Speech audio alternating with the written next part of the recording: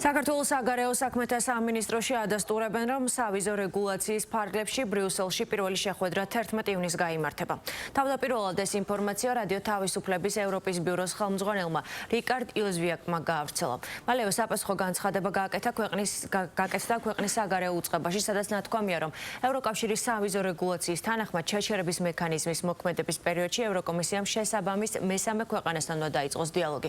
ევროკომისიის მიგრაციისა და საშინაო საქმეთა გენერალური დირექტორატის მოწვევით კი 11 ივნისს ბრიუსელში საქართველოს მხარეთა და ევროკომისიას შორის დიალოგის პირველი შეხვედრა გაიმართება, რომელშიც მონაწილეობას მიიღებენ საქართველოს შესაბამისი უწყებების წარმომადგენლები.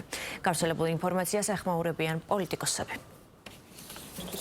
უვიზო მიმოსვლა არ შეეხო საქართველოს მოქალაქეებს და მომავალშიც გავაგრძელებთ ამის გაკეთებას. მაგრამ თუ დღის წესრიგში ისევ გაგრძელდა და დადგა უვიზო მიმოსვლის რეჟიმის შეჩერების საკითხი, ეს სრულად იქნება ოცნების პასუხისმგებლობა, იმიტომ რომ იმ ნაბიჯებიდან გამომდინარე, რა ნაბიჯებიც ოცნებამ გადადგა ადამიანის უფლებების გაუარესების კუთხით, დემოკრატიის გაუარესების კუთხით, სასამართლო ხელისუფლების დამორჩილების კუთხით, ლოგიკური და მოსალოდნელი იყო ევროკავშირის მხრიდან უვიზო მიმოსვლის შეჩერება შეხებოდა დიპლომატიურ ვიზებს და 11 ივნისს სწორედ ამ ვიზების გადახედვის პროცესი მიმდინარეობს. ოპოზიციის მთავარი мотиваცია რა არის, რომ როგორმე ქვეყანა დაზიანდეს, როგორმე თუ კი რაიმე ცუდი არსებობს, ალბათ ყველაფერს ფიქრობენ, რომ დაემართოს ქვეყანას. მათ არ უხარიათ ის, რომ ქვეყანაში ჩვენ გვაქვს მშვიდობა, არ უხარიათ ის, რომ იმ პოლიტიკით, რომელსაც ქართული ოცნება დემოკრატიული საქართველო ახორციელებს, შევინარჩუნეთ გრძელვადიანი სიმშვიდე. ჩვენს ერს აქვს განსხვავებული ხასიათი.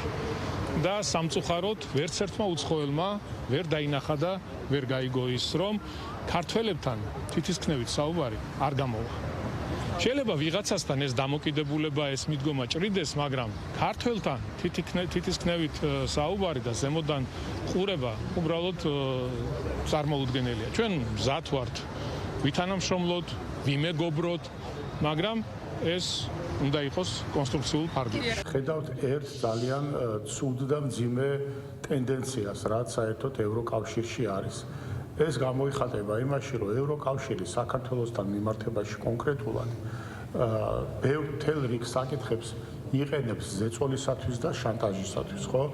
ეხლა ეს საკითხიც, რომელიც ტექნიკური ხასიათის შეხვედრებია და დაახლოებით 1 წლის განმავლობაში შეიძლება გაგრძელდეს, ემსახურება რას?